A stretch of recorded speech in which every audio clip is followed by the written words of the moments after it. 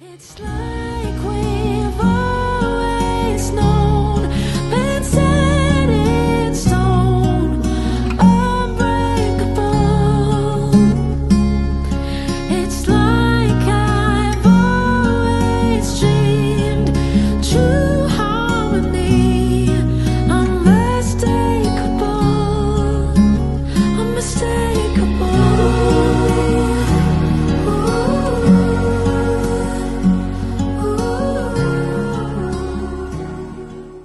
So before we start, I'm just going to do a quick trigger warning. So in this episode, we talk openly about domestic abuse, including emotional and physical harm, trauma and recovery. This conversation may be upsetting or triggering for some listeners, so please take care while listening and make sure you pause and step away if you need to. If the topics affect you personally, support is available in the show notes and you don't have to go through this alone.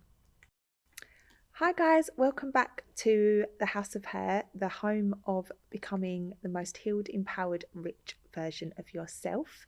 This is episode 5 and today we are joined by a very special guest, Danielle. Hi. Hi. So Danielle, she's going to tell you a little bit about her in a minute, but what I wanted to do with this episode and why I feel like this episode is so important is I have spoke a lot from a lived experience, and I feel like what we then needed was someone not only who has had also lived experience, but is also a specialist within the domestic abuse field. And yeah, here we are. So thank you so much for coming on the House of H.E.R podcast. This is Danielle's first podcast as well, isn't it? It is. We're taking her right out of her comfort zone. So obviously I've told them your name. Tell us a little bit about what it is that you do now within your work, who you are, what you do. Yeah, so I work for a charity called Oasis Domestic Abuse Service. So we are based in Kent and cover most of the southeast in that county, but we are a nationally recognised charity and organisation who obviously supports victims and survivors of domestic abuse and their families as well. Yeah.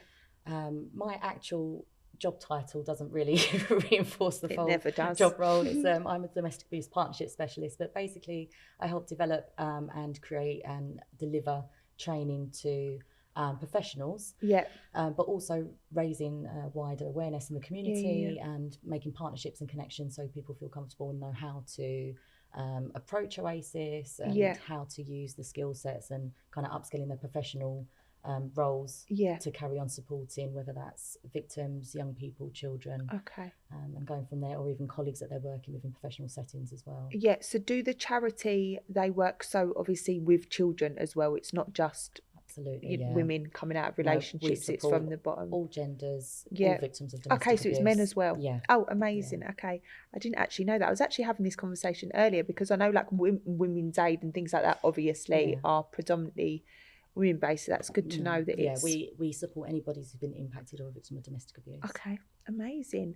So what made you, obviously I've mentioned you have lived experience as well, which I guess is probably a bit challenging at times, but I think it's important because you're not, or I always say like, sometimes you do hear professionals speak about it, and as much as that is so amazing, I think it's hard to understand how the brain works after domestic abuse. So that's obviously one great thing that you have is you've got that lived experience, so you probably understand, but I can imagine it's quite tough as well. It's very tough. It's very conflicting. And absolutely, I think it's something that's not discussed enough. I think it's something that's quite misunderstood. Yeah. Having kind of historic traumatic experiences that somebody's experienced, as many of us have. Whether that's societal, whether it's within your direct family and your personal connections, or them intimate relationships. And then obviously in my personal situation, it's also, I've had all of that. And then I had a very long-term marriage that I've been over 3 years separated now. I've still been going through that kind of post-separation abuse as well, and the impact that's had not only on myself but on my children, and then into my career as well.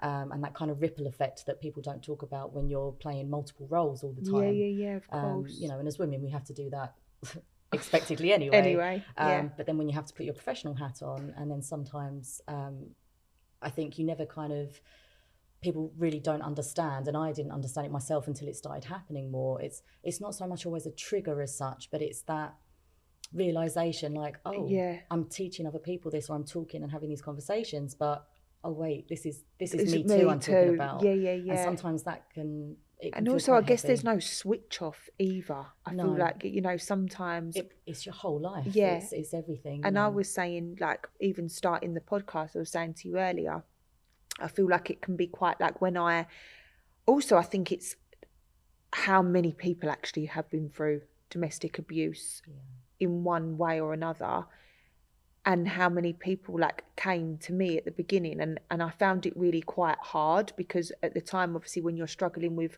what you've been through personally, and then listening to everyone else's stories, and then obviously now for me as well, almost doing this as a job, there's no switch off from it sometimes. You don't get to really say and have them positions where you're just like, oh, do you know what, today's not the day. Not the day, yeah. It's like today's going to be the day. It all to ourselves? No, I get that. Yeah, it can be really, really conflicting. And I think as well, in general, I'm a big believer in the way that I've developed myself in kind of any professional capacities. I think we were taught so much, like in previous, I worked in local government for years, like did over 20 years of like different frontline services roles, but they were all about helping people. And there was that continuous pattern of me realizing actually the way to help them is not judge them, it's not to scold them, it's to find out what's happened to them. And I've kind of taken that through all my education, all my academic experience, all my professional roles. But what's really frustrating for me is there's always this narrative of you have to be your best professional self, and the way to do that is you leave your personality at the door, you leave your experiences back where they belong. Don't make people feel uncomfortable, don't talk about you know, the things that make us human. And actually I think it's that's what makes you relatable. Absolutely. I think that's what makes people warm. And it's like what I said before, you know, there is so many professionals out there that do sit and talk, which is amazing. It's not, you know, knocking them or anything like that. But I think the fact that you have that lived experience, people, if I was going to someone and speaking to a specialist or going to a charity, the fact that you have that personality, the fact that you do understand from a survivor's point of view would make me feel warmer to you. I mean, don't get me wrong, like every role in services like Oasis has its place, whether you've had lived experience or not, because even your lived experience of supporting other people with lived experience, you know, especially when you're, I must say, I've never worked with an organisation, and there's been a few, that has so much compassion and enthusiasm for helping women, helping people, and everyone's got their role to play. But yes, there is, I think, sometimes when you've been through something, having that relatable connection with somebody. Don't get me wrong, you still have to have your professional boundaries, especially when you're working with young people. You don't want to be making it about you. It's not, that's not what it's about.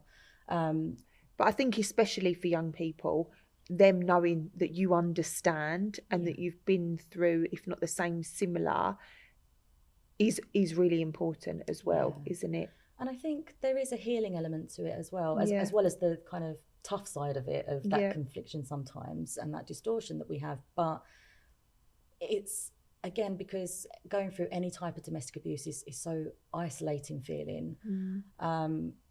It's that reminder that actually when you are talking about it with people and you are discussing it, that even to yourself, it's that reminder that you're not alone. You know, you're not an island, as much as it feels like it at times. And I think that can be reassuring as well, because I think any victim and survivor always has that element of self-doubt. You know, we've got that low self-esteem that we're working up all the time. Even now I sit and think about things and I'm like, wait, am I making more of this in my head? Even like, now I still sit and say that, like even when I went to the police and things like that, like you still, I mean, I believe that I had made him the monster, or that you are over dramatizing it, because that's what they make you believe, isn't it? And you do feel it's so isolating. So I think it's weird to say comforting, because you don't want other people to have been through it, but it does make you feel understood and that you're not mad and crazy. Having that shared experience, that acknowledgement of the abuse and trauma that people experience at the hands of others that isn't caused by ourselves, and being reinforced that all the time is just so powerful. And needed all the time. And I've actually found recently I've been doing a lot on TikTok, and I found like a lot of the messages that I've had, it's so crazy how it's almost like they all sing from the same hymn sheet, you know, like I feel like a lot of the time the tactics and the behaviours and all the things, it's like so similar. Like the messages I get from girls even about the podcast, they're like, oh my God, when I listen to this, it sounds exactly how my relationship, and it's like it is a pattern that they follow. Absolutely, and that is such a key word as well. So when we look at coercive control, is what we're looking at as a pattern. So often, you know, things that come to light about domestic abuse, and you'll notice that I say domestic abuse and not domestic violence, and that is very purposeful because the language is important. Yeah, because there is a lot of like hashtags and things, isn't there, online? There is, and I think even professionals now, and the reason I'll either say domestic abuse and violence or domestic abuse is because when you say violence, what do you first think of? You think of that physical impact, and often when we're dealing with like the police or people are reaching out for help, it's usually when there's been an incident. We don't really like saying the word incident, that's something physical. That's kind of when the first people are like, this is happening. But actually it's that word pattern that's really, really important, because it comes down from that constant power and control that the tactics of the abuser that are using. And it is that pattern of everyday life. So we see like that snippet, you know, of what might be something like physical violence. But then that's what people have always assumed domestic abuse is, and they miss the whole bigger picture. That everything, you know, like when you see the tip of the iceberg, we see the bit and underneath. Because a lot of the time it starts off gradually, doesn't it? But it's so mad that you say that, because actually I've actually never even thought of that. Like, you know, when you see the hashtags and it's domestic abuse awareness, domestic violence, and I'd never actually even thought until you said now that obviously the violence is just saying it's violence, whereas abuse, I guess, kind of covers. Well, it's covering everything. Your sexual, your psychological, your emotional, your economic. That makes so much sense. You know, and of course the physical as well. But if we kind of change that societal narrative, we're going to start thinking, and people will notice them patterns. As that preventative much earlier than if we just wait until we're reacting to a physical altercation. Absolutely. So when we've spoke a little bit about you having, so was it your lived experience? So tell us a little bit about your past, your, you know, as much as you want to, obviously, but was it your lived experience that made you want to work in domestic abuse charity? Definitely yes and no, but maybe in me it's never a straightforward yes or no answer. So like I say, I did multiple roles. I worked in local government, and then I kind of retrained, put myself through university, did a master's. So my background's actually like forensic psychology. Then I wanted to work more in the third sector, because I felt like that's where them kind of frontline services are appreciated more. I wanted to make sure that actually people are getting that first-hand experience, and learning potential for me as well, like that growth.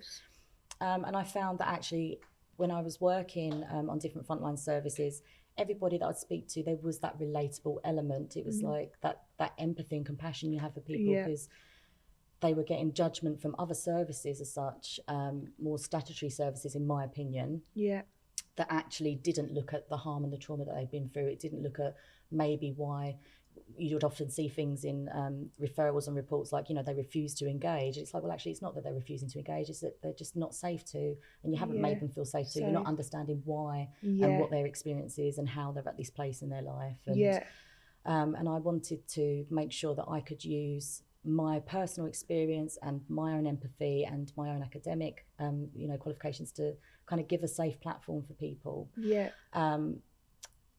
Then I found that I was getting quite frustrated, you know, with the thing with multi-agency working. It's really, really good, but you hit barriers as a professional as well. So you're getting frustrated because actually you're seeing these patterns that are actually adding on to the layers of trauma and the power imbalances that people are experiencing, which then just feeds completely into that victim blaming narrative all the time, which then feeds into that self-blame. And then people are wondering why can't you just leave, or why can't you just heal on your own? You know, it doesn't work that way. So I wanted to work with an organisation and in a role that actually challenged and helped other professionals and kind of the systemic frameworks to recognise the bigger to picture and the bigger pattern, as well, especially of things like coercive control and how that impacts people, rather than just kind of that face value tick box knee jerk exercise, which is what I was experiencing in previous roles. But yeah, so it was kind of part and part. Also, I think another thing that's not discussed enough is like the vicarious trauma of it all, when you're working with people day in, day out, and you know, sometimes at the lowest point of their life, it's such a privilege to be able to be that support for them. Oh my God. But it's also, you know, it's really hard. And when you are quite an empathetic person as well, you know, you've got nowhere to put that a lot of the time. And then you do have that relatable experience for yourself. So there does come sometimes a line where you have to, as part of my personal journey, was to recognise that actually this isn't sustainable for me any longer in these direct roles. So I need to do something that's a little bit more like far reached out there. To protect myself as well on my own healing journey. So it's supporting in a different way and capacity. Okay. And do you mind talking a little bit about your like experience with, you know, you mentioned, I know we spoke a little bit before we come on, that you've had like multiple. I mean, we know from, you know, my story is not original in terms of the type of abuse that, you know, people experience. There was quite a lot of unhealthy family connections, like when I was a young child, but again, you just kind of, it's all normalized, isn't it, within your household and things. And I had quite a turbulent adolescence. I left home very early at 16. I was then in my first kind of serious relationship that was kind of like a reaction for me. He was a little bit older, he had a car, like he'd lived out of area, you know, I thought this is it. This is kind of going to be my saviour and start my new life away from a situation that I was quite unhappy with at the time. But it turned out actually I was kind of jumping a little bit out of the frying pan straight into the fire, you know, and that was quite quickly came apparent. Although I think one of the, now I look back as well, and again, going back to the physical abuse, that didn't actually happen until we'd been together almost a year. So it was the coercive control, there was infidelity, there was starting to diminish my confidence and my self-worth. And then when I would kind of react back to that a little bit, that's when the physical abuse started. And again, now I understand that that was complete power and control and how that impacted, and there was sexual abuse within that as well. And I didn't know really any better, but I remember thinking, this isn't right, this is wrong, I don't want this life anymore. But I felt very stuck and beholden to that situation. This was then extended to his family as well, because I was living with them for a while. His parents were lovely, but his siblings were just as abusive as he was. So he actually was my protective factor at times as well. So it was really like a complex dynamic. And I think you find, I feel like it's almost like the person as well that makes you feel so worthless and so shit about yourself is the only person that you feel that can build you up and protect you, which is so crazy, because I know that that's how I felt. Like I felt like he was the only person that could ever make me feel better, but he was the only person that was really ever making me feel shit. But they still, in a weird way, become your safe place. And it's almost like you want to, for me, I was very independent. I was, you know, quite mouthy at times. Like, you know, I didn't want to show people that I was scared. I didn't want to show the world that actually there was a problem here, because I already felt like I was expected to fail. There was this almost expectance, like, oh, you're just going to be like a teenage statistic because you left home early, like you had a background where, you know, you come from South London and you moved around a lot as a kid. Like, I just already felt that there was that judgment then. I didn't want to add that to the expectation just stay of society. In to just go. And then it came to a point where I kind of evolved. I made new connections. I worked, I got really good, sensible jobs. Like a lot of my friends were out partying and doing stuff, and I was like kind of head down. I'd kind of done all that a bit younger than I should anyway. So I was like, well, I'm bored of that now, you know. let's move on from that. My liver can't take it. By the time you're actually old enough to do it, you don't want to. I was bored. I was like, I've done that now. Let's crack on and become a local government officer. Worlds apart. Just for the kick. No, I made some fantastic friends, and it opened up fantastic doors for me. And then I met at the time, who would be my husband from that situation. Yes. It was complex because, and even now me saying it out loud is really weird, because I can obviously talk about it with my friends, and my friends who were present at the time, my family, you know, it became so normalized. But now, and it's difficult because obviously I have children who, like my daughter, like they're two amazing children, which again causes that conflict, isn't it? Because you know what you experienced, and people say, well, if you could go back and change it, well, no. But then, without that experience, you wouldn't have your children. I've got my wonderful children. I've made some wonderful connections and friends, you know, during the time. And but we were together for about 19, 20 years. We knew each other. So we met when I was 17, and he was actually 40. Wow. And he was my 39, 40, and he was my manager at the time. We developed a friendship. And I still, to this day, it's very hard, because I still would believe that I'd call it a genuine friendship, a genuine connection. But now, obviously, I look back and I think, yeah, you were 17, and I look at my daughter now, you know, being 19, that was I think, her.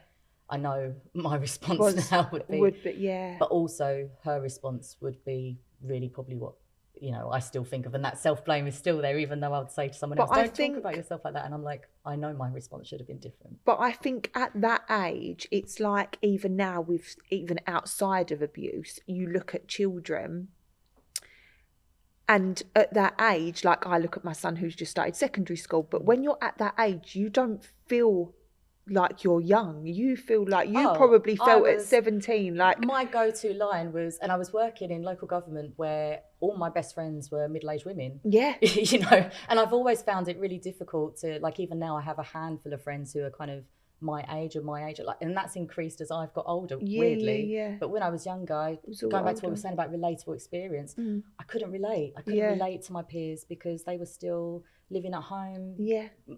Mum and dad and parents were paying for stuff still, like they were just going out and sneaking out to nightclubs, and I was like, you know, you were beyond your years in terms of where you was living. I really felt like this was the relatable experience for me, where I suddenly felt a little bit more seen and appreciated from my experience. And I think one of the go-to lines with my relationship with my ex-husband was, if anyone did question the age gap, again, I was very much like, well, you know, it's that extra pressure of like, you have to make it work in society. Like, actually, I'm not going to be. And now I guess everyone's kind of made these comments that you're even, it's like when someone says to you, don't do something, you're like, I'm going to prove you wrong and make it work. Don't get me wrong, I'm not dismissing any genuine feelings that were there at the time. Like, it wasn't like out of stubbornness and pride, but that does have an element to it. Now I can look back and reflect on that. But I remember, like, he always used to say things, oh, but Dan's not a normal, whatever age, Dan's not a normal 19-year-old, Dan's not a normal 20-year-old, and so forth. And I used to relish in that. I used to think, you was like grown up and mature. So seen, like, you know, and we got officially together when I was 19, not too long after I'd already left for the first time. I left my first abuse. And I was still kind of reeling and getting on with life and that, still trying to play the professional role, still trying to adapt to what my life now looked like away from that abuse. And then obviously then I kind of went full on this relationship, and it escalated very quickly. Within 18 months I was pregnant. Again, this was something that we kind of ended up with, that trauma bond codependency, in that it was us against the world. You know, and because we worked together, it was us against everyone at work. It was like, you can imagine, you know, 20 years ago, the hot gossip. You know, I remember going into the toilets at one occasion, and people that I'd worked with, that I knew them, but they didn't really recognise me, and I'd walk in the toilets and they were all talking about me, and I'd be washing my hands, like, just, and they were carrying on talking, not even knowing it was me, you know. And I heard another lady go, and she was like, oh, if you ever need any help, and I was like, what's my name? And she was like, sorry?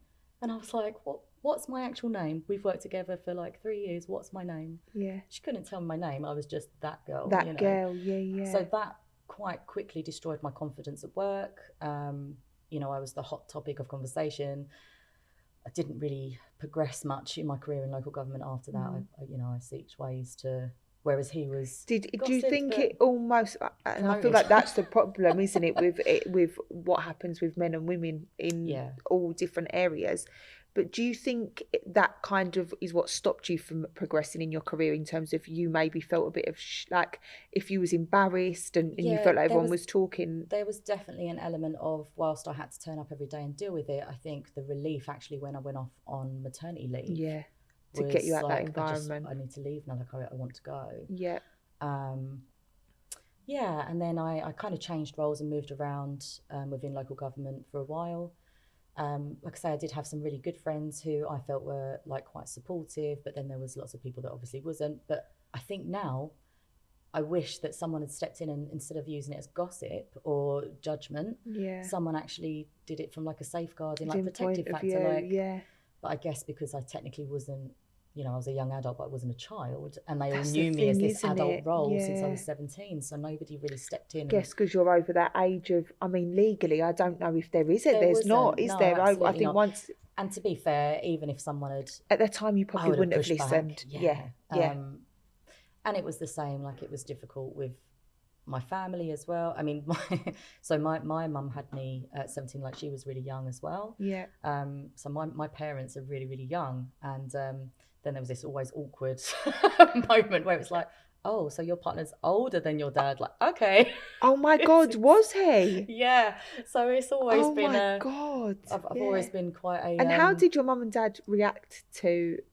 Not great. Not great. But at the same time, because I'd had my own up and down relationship with them over the years, and I was living on my own from, as an adult from a young age, I kind of, it was wasn't that kind under of like, their roof. You don't get to do the parent card now when I've been working through all this abuse and trauma pretty much by myself, Yeah, I get that. So that was pretty much my stance on it. It was just like, this is my life and that's it. So yeah, it was it wasn't always, sometimes it was quite humorous, other times it was just very awkward. Yeah, I can imagine. And obviously, apart from, I guess, the red flag as in the age gap, from what a lot of people would probably now be like, oh my God, that's a huge age gap. At what point in your like relationship would you say, because I guess at the beginning it was you two against the world, it's it's exciting, he's older, there was still plenty of red flags. Was there? Yeah. And even now I kick myself. But hindsight's a wonderful thing. Always. We look back and we're like, oh my God, I wish we'd seen this. But and I think this is the problem, is we've got into such a kind of routine of the hindsight stuff, but actually I think we need to go back, especially with young people as well, and teenagers. Like, it's about giving ourselves the confidence to trust and listen to ourselves more. Yeah. And somewhere down the line, we've got so swept up, whether it's social media or other people's opinions, we forget to listen to our gut instinct, to our own intuition. It's there for a reason.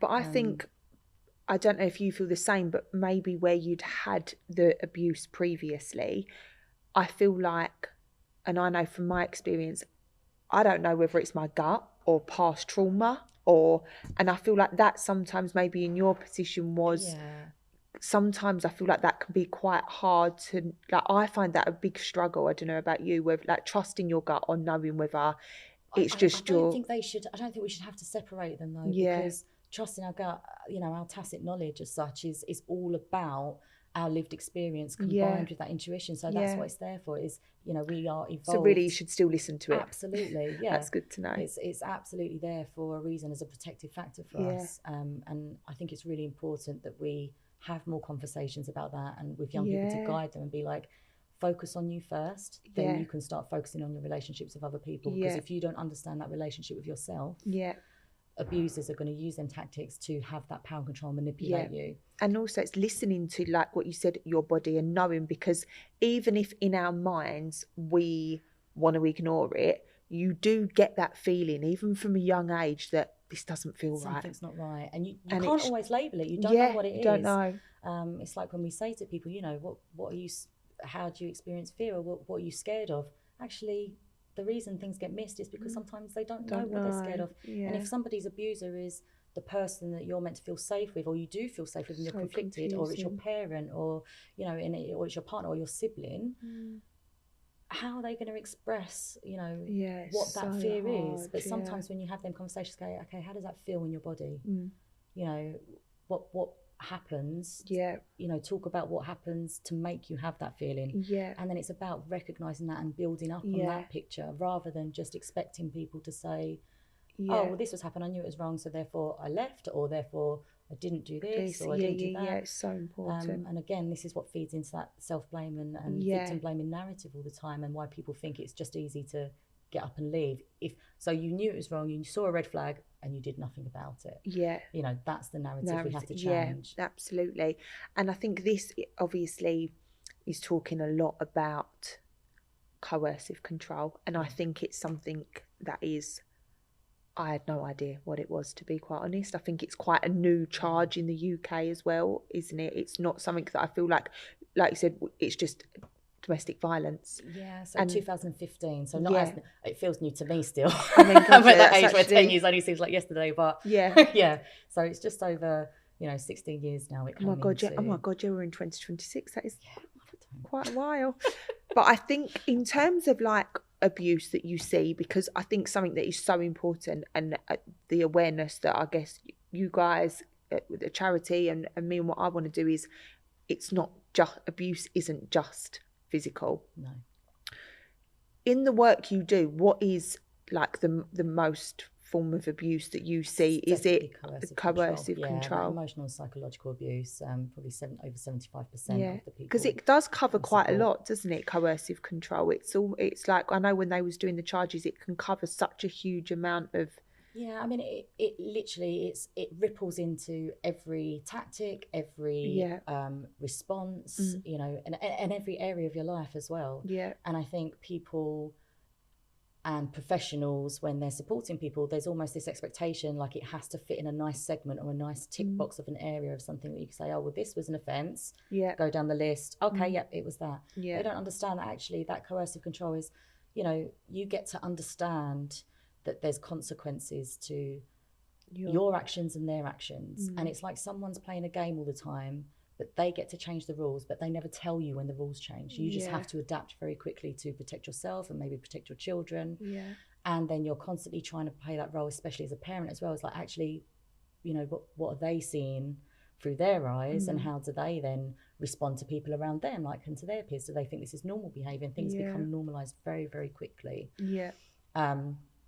So, how do you explain to people, well, what were you scared of? Why were you afraid that day? Why were you feeling so sick or anxious that day when you turned up to work or you turned up to school? Well, actually, because when I left, they gave me that look. Yeah. They sighed at me because I put my keys in the wrong place. Yeah. Because they made me feel really bad about myself, because as I was going out the door, they told me that I looked fat and stupid in that outfit, even though other people have complimented me in it. Then they got jealous because other people complimented me in it, and now I feel guilty for wearing this outfit, even though I wore it to try and feel good. It's so true. It's such a vicious, and it is that vicious cycle. But how do you explain that when you call the police and they say, well, what's the problem? Oh, he called me. Yeah, he called me a name. He called me fat, and then he looked at me funny. Yeah. So it's really hard to explain, but that constant, you're like a boiling kettle all the time, walking on eggshells. Yeah. That constant feeling of, I'm not good enough, and walking on eggshells, and your nervous system is literally like. And then when they do give you support and love, and then something happens in your day, and actually they're the first person that you want to talk and tell about it. Yeah, because they're the ones you want to impress the most. And that is it. You're always trying to hold that accountability for yourself. Like, I have to impress them. I have to do better. Yeah. I'm obviously not doing something right all the time, because they wouldn't be treating me this way if they genuinely loved me or liked me for who I am. Yeah. And then you overcompensate. Yeah. Yeah. And then you start assuming that actually, well, if this is the person that loves me the most, and they see me this way, what on earth does everybody else see me like? Yeah.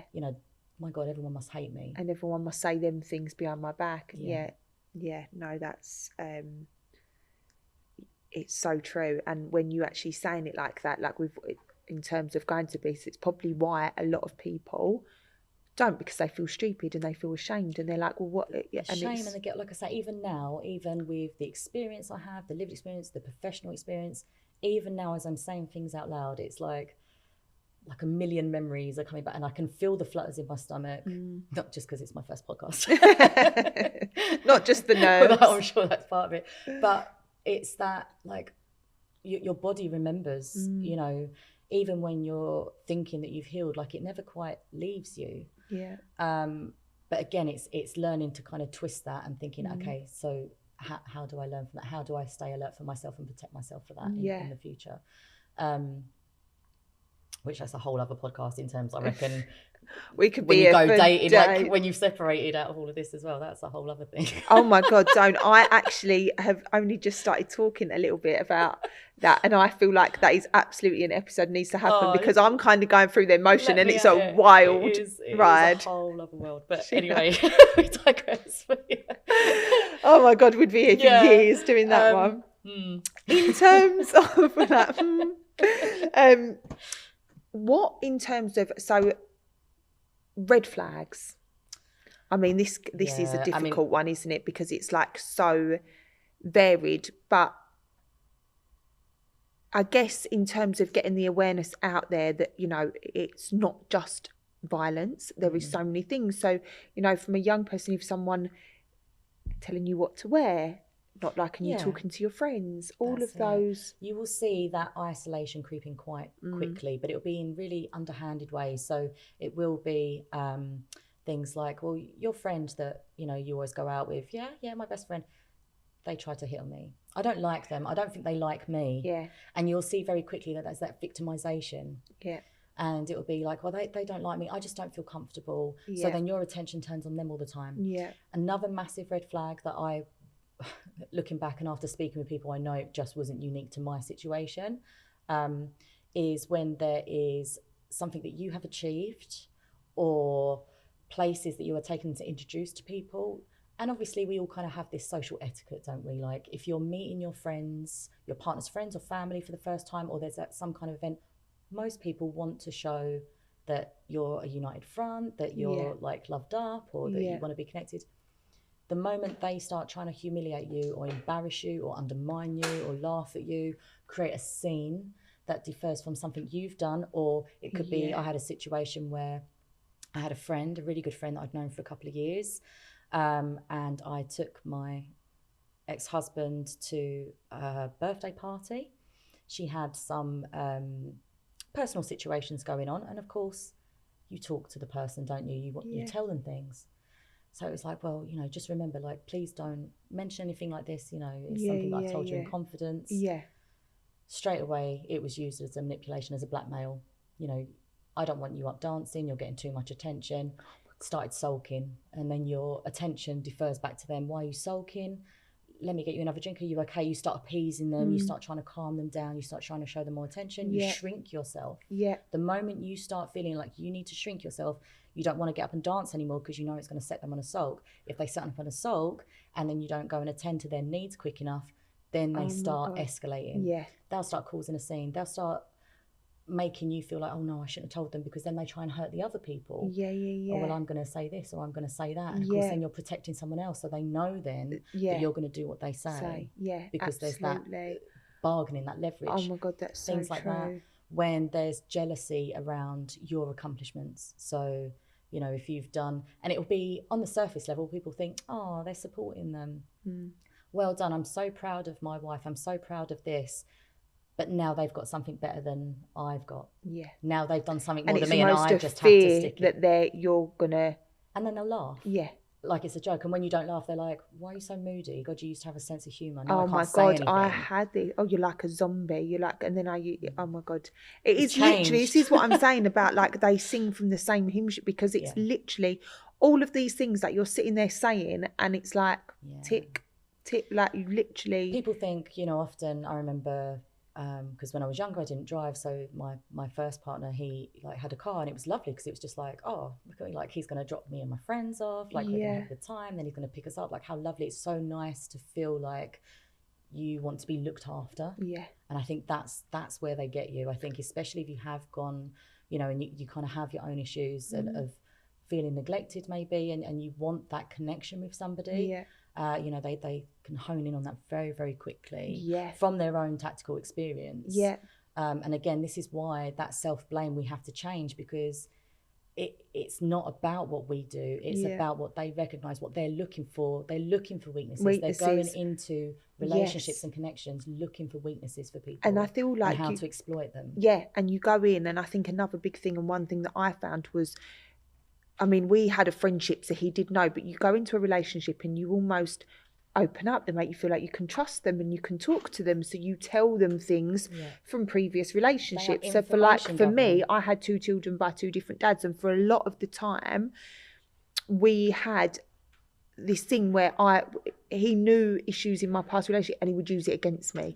And it would be, this is why they're not with you, this is why you're a single mum, this is why you've got 2 children by 2 dads, and it makes you feel like oh my God, maybe it is me, maybe and everything that I ever told him in confidence about my life, about even if I had an argument with my sister or something like that, you know, every single thing would then be used against you.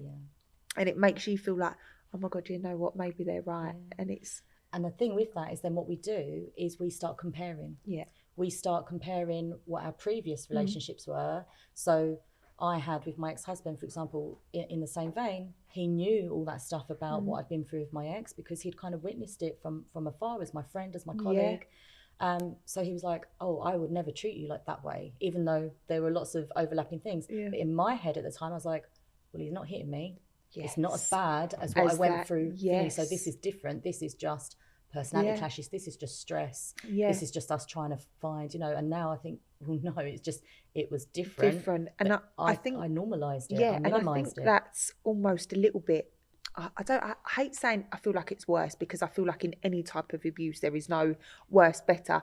But I feel like the lasting impact that mental abuse, emotional, all of that, I feel like the bruises fade a lot quicker than the mental side of. I feel like for me, and I feel like a lot of women that I speak to, that's the bit that stays with you and lingers forever.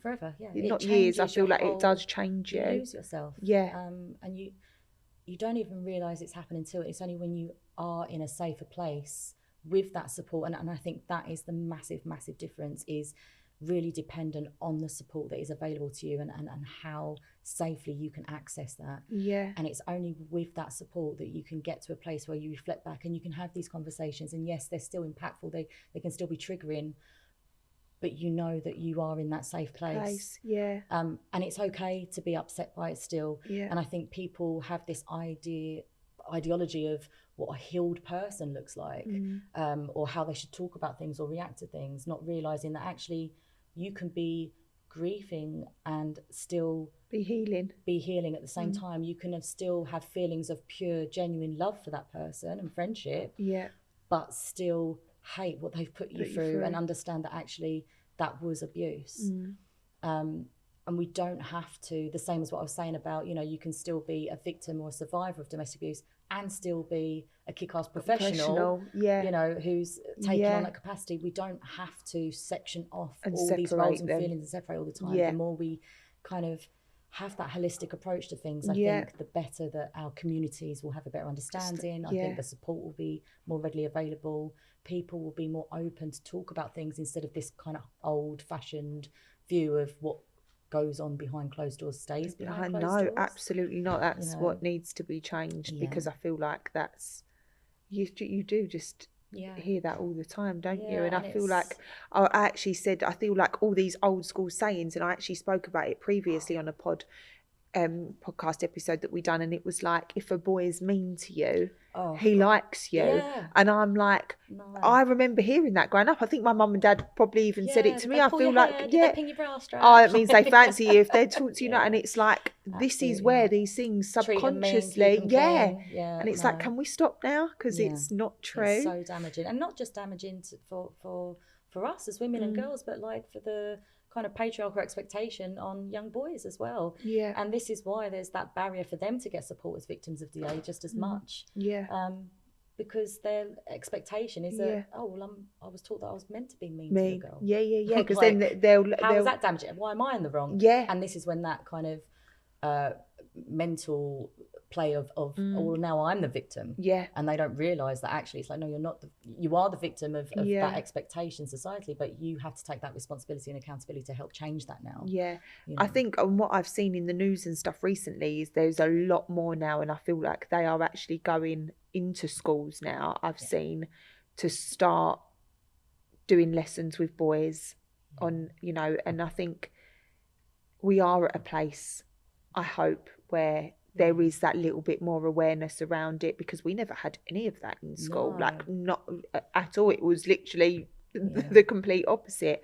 But I think now, hopefully, there's a long way to go. But there's definitely positive changes, improvements. I mean, even with us at Oasis, like we, you know, really pride ourselves on working lots with young people in the community, and we have lots of services, and we are just actually embarking on going into doing educational workshops about healthy relationships, and not just for the young people as well across the different key stages, but also again for the staff, because there's no point in then us saying to the children and young people, oh well, this is how you're meant to act, and then the staff who are supporting them daily actually like, well, I don't know about DA either, so now how am I meant to support them? So absolutely, you know, again, it's coming from that whole you've got to work approach. From like the top ground up, ripple. Whatever way it is, up down. But yeah, I know what you're saying, because down, I think a lot of around. adults, I mean, even my mum and dad through this, you know, we haven't experienced this before, so we was all pretty clueless. Like I always say, you know, my version of domestic abuse was the typical stereotypical man who's maybe a drinker in the pub all the time, big, and it's not like that. So I feel like adults are, and my mum and dad were just had no idea about so much. You know, the first thing that everyone said to me, my mum, my sister, everybody, was, why the fuck did you keep going back? You know, and it's, no one is educated on trauma bonding and all of these different things that come with, you know. Yeah, they don't realise that actually though, you know, we know on average it takes safely around seven times. Yeah, that's what the police told me. But we also, that's how many times subjectively, or how many times does that include someone imagining to leave and planning out in their head every single day, you know, what would this look like for me? Can I afford to be a parent on my own and support my children? Can I run my household? Can I keep my job? If you've got other care and responsibilities for like elderly relatives, you know, actually what am I going to do without that person? Because you are still a family unit. Yes, there's that abuse and there's that, you know, emotional complexity around it. But some of the practical things, you know, it might come at a consequence, or it's almost a bit like quid pro quo, isn't it? Like, well, actually, I know if I do this, and you end up playing the game. But actually, still, especially if it is, you know, like a marriage and that dependency, you still have your routines where you do share the school runs maybe sometimes, or if there is an elderly relative that needs help or support, that actually they might be able to pop round when you haven't got time to, or they can help with the shopping. They still do things. There's still a person that does stuff. And actually, this is really important, because this is the bit that I want to. So my situation, and obviously a lot of the listeners and the people that follow and listening to this, you know, I've spoke to quite a lot of women, and my experience wasn't that I was married to him. I didn't have children with him, and I didn't share a home with him, although he stayed at mine a lot. So I don't have advice and guidance in terms of when people message me and they are stuck in that, it's flying around everywhere, that financial, you know, dependency, or, you know, living with someone or having children. And I can't imagine how difficult that is, because number one, like you said, you share a lot of responsibilities if they're, you know, they are doing that. Some don't. But also, I guess, walking away with children and knowing that even if you walk away from the relationship, you've got to co-parent with them. If someone was listening now and they you know, are in that relationship and they are living in a house where maybe the bills are paid by their abuser and things, what are the next steps for them? Like, what could they do? Because it's such a scary, and I feel like so many people, it's probably one of the biggest, maybe not the biggest, but a huge reason why a lot of women feel stuck. I mean, there's multiple reasons and barriers why people will stay in that connection, especially when we're looking at kind of an intimate partner relationship or marriage. One is safety, in terms of if you've got someone who is coercively controlling you and knows all your routines, knows how you act, you know, having that explicit time and space to be able to reach out and get support, even if you do know it's available. Yeah. Like, how You do you do can't, that yeah. if you've got someone monitoring you all the time? So there's that element of it. There is the isolation away from people who can support you, so your friends and family, completely, you know, having to mask all the time that everything's fine. How are you? Yeah, it's fine, everything's great. Because people want to see, you know, they want to see that everything is okay, so they will believe what you tell them. And it's also like a self-protection and for your family as well. So there's that barrier, because then there's the, but I've been telling them everything's fine for years and now they're not going to believe me. Yeah. You know, I can barely believe myself. So how is everybody else going to believe me? How do I justify this? And also, a lot of the time, they look like the nicest guy in the world. They're the loudest in the room, the funny one, the charmer, the, oh my God, the intelligent one. Yeah, absolutely. I mean, I was told quite a lot of times when, you know, there'd be situations and I was a lot more vocal. You know, we'd be out with friends and they'd be like, oh, you know, like it would be Dan or Danielle was going to say something there. And he would sit back and be like the calm, laid back one, you know, and it'd be like, oh, yeah, she's the one causing the problem, the trouble, But they antagonise from the surface. So then people see you react or get upset. And then it's like, well, actually. So, such a huge thing. But other barriers, definitely financial. If people are in a safe place to get that support, so for example, if somebody was able to contact Oasis, they could do that by phone, they could do that by our helpline. We have one-stop shops that you could access with friends. You don't need an appointment, and there are multiple professionals there as well. So then you could talk to one of our amazing like domestic abuse support workers and frontline workers or IDVAs that are there. We also have a chat service where, and you can quickly click out of the website, so if somebody is coming, you can quickly close it off. If once you're in contact with one of our frontline services, we would then do what we call like a dash risk assessment. And what we are assessing for is to see your level of risk and harm, to serious harm and actually to your life. And then from there, we would make a safety plan, and that would incorporate conversations around, you know, what your daily routines in your life look like, what your living accommodation is like, who else is involved with that, have you got children? And then from there, we would develop with you. Obviously, we have kind of like generic guides around that and expectations, but it would be tailored to your individual circumstances.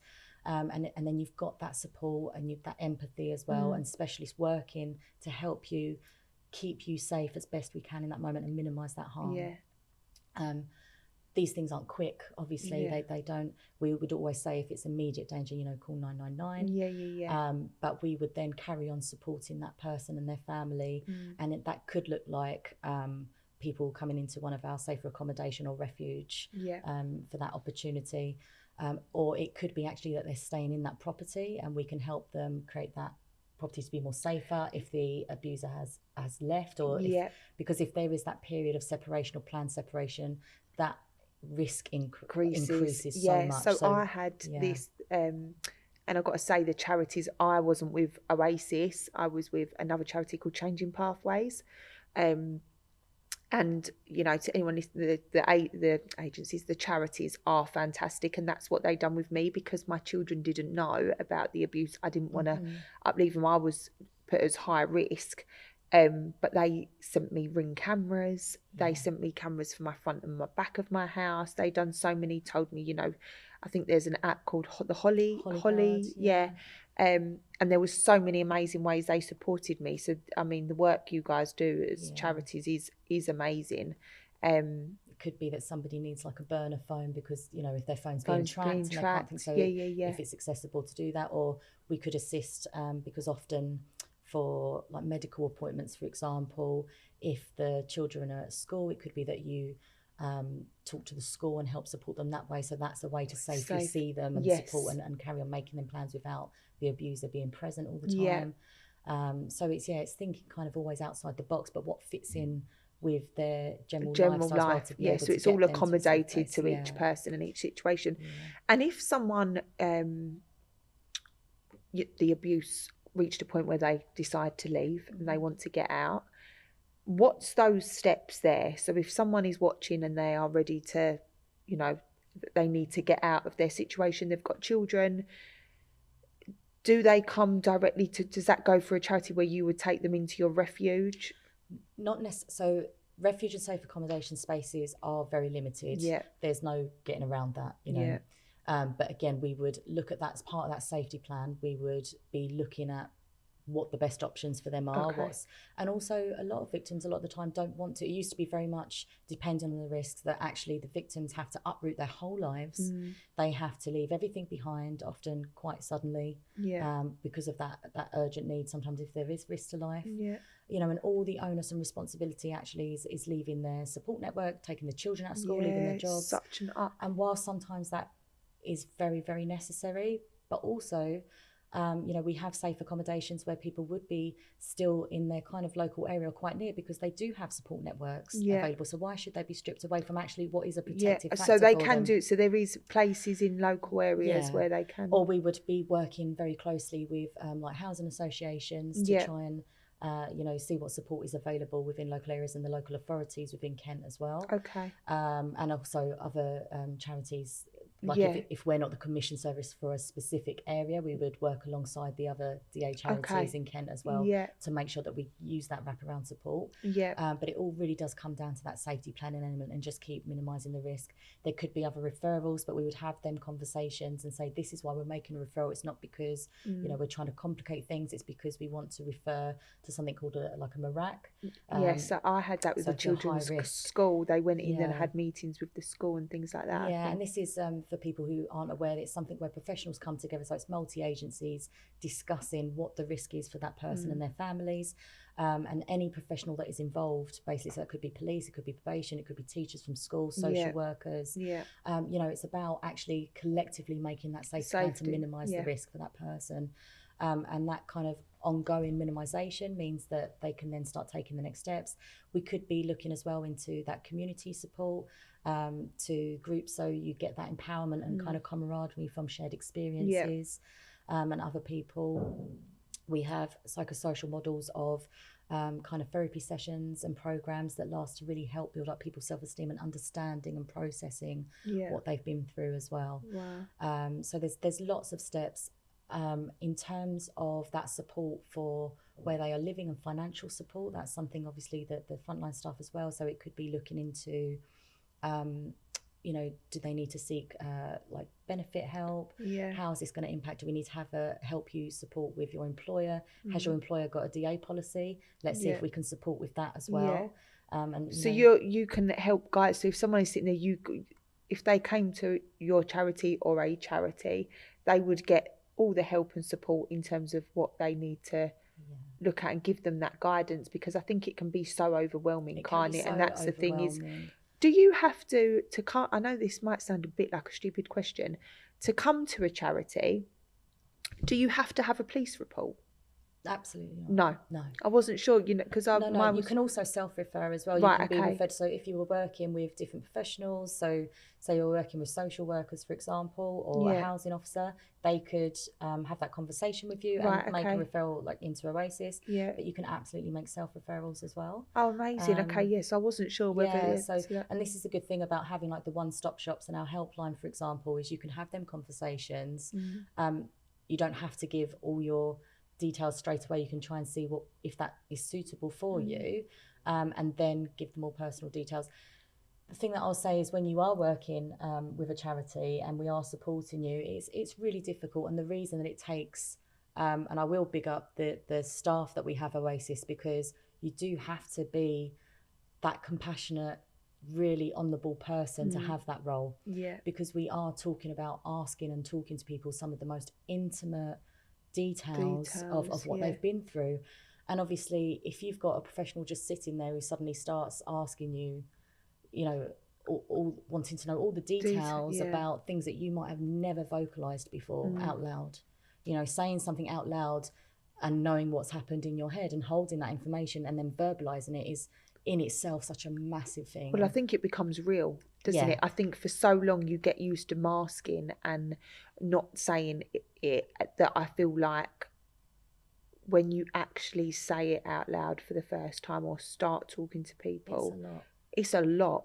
Because I feel like you just day-to-day life and that becomes your normal. It does. And so when you start verbalizing it and seeing people's reactions and actually taking it out. And this goes back to kind of having that professional relatability. You need someone who's going to be empathetic and compassionate, but you also need someone who's finding that balance, because we are there to support you in that moment. We don't want you to worry about our feelings. We don't want you to think, because it's a lot to hear as well on the other end, back. Isn't it? As it well, is. like emotionally, you know, it is frontline work. So I guess that is why it's specialist work, because there will be people who, with all the best intention in the world, they are just trying to show that empathy, but they will be taken back because, like I say, people generically in society, we don't actually want to hear the bad stuff. We want to kind of bury our heads in the sand a little bit collectively and be like, oh, that's really bad, I don't know how to, and people don't know how to respond. But no, again, the more we talk about it, the more there's platforms like this, the more we share experiences. Yes, people can have the option to switch off and pretend that it's not really happening, but there's no escaping it, really. It impacts everybody at all levels, whether you're a direct victim or survivor, whether you're connected or know someone. If you're a UK taxpayer, you know, we're looking at billions, billions and billions and billions, you know, that impact our services because of domestic abuse. So it really does impact everybody in the UK and worldwide. Worldwide. And I think actually, you know, coming to a charity in terms of people leaving, because they do say leaving the relationship is the most dangerous time a lot of the time. I think, I know we said we weren't going to do stats, but I'm sure it was like something around 70%. It's like 76% of that risk increases. Yes, that's what I saw. So actually, if you are going to leave, doing it alongside a charity is so important, to have those extra support and that safety plan in place, so that you have got your cameras, all of these things that and people. And it's not about scaremongering or you know, not encouraging people to want to leave. It is just about being realistic, that actually for us to be able to minimise that harm and risk for you, this is what needs to take place, and have that extra support. And they are out there, they can have them safety plans, and I think that's good, because I think a lot of people don't. I mean, I would never have gone to a charity probably had I have just left it. I left the relationship, and it was only because I went to the police that they automatically, they'd done their assessment and put it as high risk, so I got transferred over. But had I have just walked away and not gone through a police report, and I think this is why this is so informative for people, that actually going, and whether it's a self-referral or you're getting referred through someone else, is so important, because that safety plan could save your life. It could save your life. But also, just on that, going back to your question about with the police involvement, I mean, that's another added barrier that often people don't connect to authorities or charities, because they're worried that there's going to be that police involvement. Whereas actually, we're never going to make you. Every professional has certain safeguarding responsibilities, of course, and there will be referrals if there is, you know, ongoing illegal activity or something we do need to report. But in terms of confidentiality and that support, we're never going to say to you, you have to go to the police and report this. You know, you have to leave that situation. If that person is not ready to leave or not ready to report, we are never going to make somebody or make them feel like they have to do that. So that you can have the safeguarding element without having to feel the pressure of going to court. We will make them aware of their options. And then if they change their mind and say, well, actually, 6 months down the line, I feel ready now to come back to this and to officially report it, then we'll support them through that. But we're never going to make someone who contacts us go to the police straight away, or have that decision. And in terms of, obviously, I know you do a lot of work with like children. Is there? So there is obviously the element that you do. So it's not just, you know, women or men coming to you. They will have the full support with their children. You have therapy, or you know, how therapists for children, because if children are one-to-one mentor. So I've been talking a while now, our brains are going. We have mentors, we have volunteers who help as well. We have our amazing young persons services and teams, young people's teams, who they support the children that are in our safe accommodation and refuge. They'll take them out things like fishing and into the woods for to give them like safe spaces. So it's not all like heavy processing, this is what you've been through. It's actually letting children be children. And also I think sometimes a lot of the time my daughter's got a lot of like anxieties and stuff, and I was saying that actually if I put her in front of a therapist, she just wouldn't talk. So actually those ways of doing it. And I think, again, coming from that holistic approach, even with the adults that we work with who stay with us in our accommodations, you know, they will be yoga sessions, there'll be craft sessions, things that they wasn't able maybe to have that freedom to do, that actually this is how you start to find yourself, this is how you get your power, and start thinking, oh, this is something I like, or this is something I don't like. You know, group talks, book reviews, book clubs, you know, these things that people take for granted and might just be dismissed as something, you know, well, that's not serious enough, how can that be part of the therapeutic process? But it's absolutely vital for people to have that connection to something. Absolutely. And that, you know, the things that we would, the privileged things that are seen as normal, you know, they are often things that them young people and children and people don't get to have, don't get to experience. So we try our best to make sure that we, you know, weave that in wherever we can as well.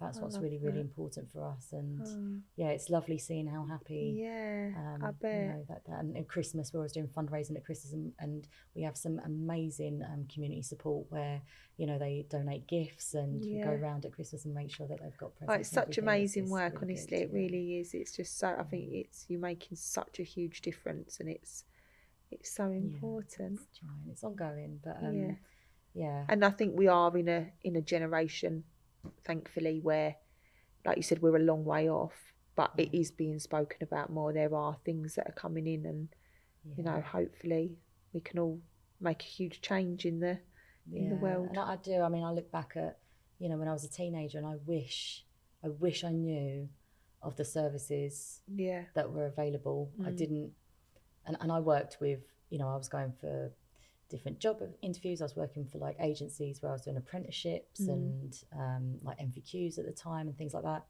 They were aware of the situation. They saw the bruises, they saw the tears, they saw the fear.